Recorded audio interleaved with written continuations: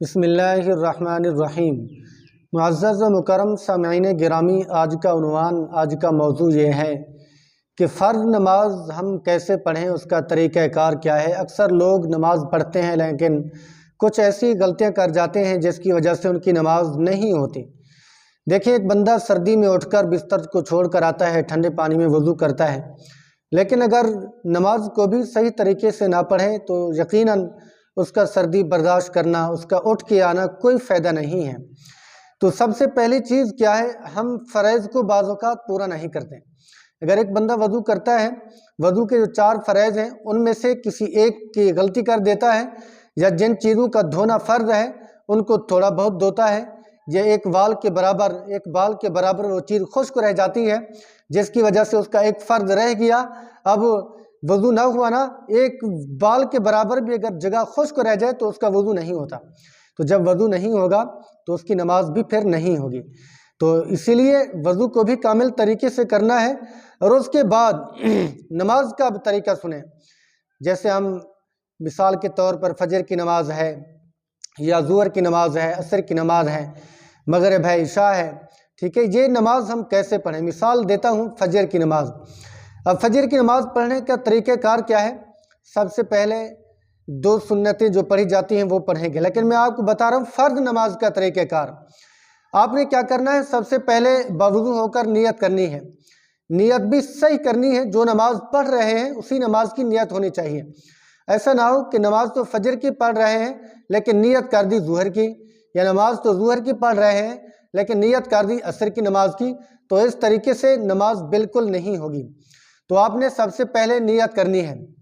मिसाल के तौर पर फ़जर की नमाज़ पढ़ रहे हैं, 2 रकात नमाज फ़र्ज़ फ़जर, ठीक है, या सिर्फ कह 2 रकात नमाज फ़जर, ये कह दें 2 रकात नमाज फ़र्ज़ अल्लाह ताला के वक्त नमाज फ़जर, ठीक है। तो अगर इमाम के पीछे कहेंगे, पीछे इमाम के अल्लाह अकबर, अगर अकेले हैं तो सिर्फ कहेंगे अल्लाहु अकबर।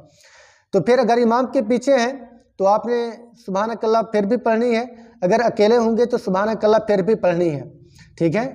तो सुब्हानक अल्लाहुम्मा व बिहम्दिका व तबारक अस्मुका व तआला जद्दुका व ला इलाहा गैरुक, ये आपने पढ़ना है, चाहे इमाम के पीछे हूँ या चाहे आप अपनी अकेली नमाज पढ़ रहे हैं, फिर भी ये सना जो है ना, इसको आपने ज़रूर पढ़ना है।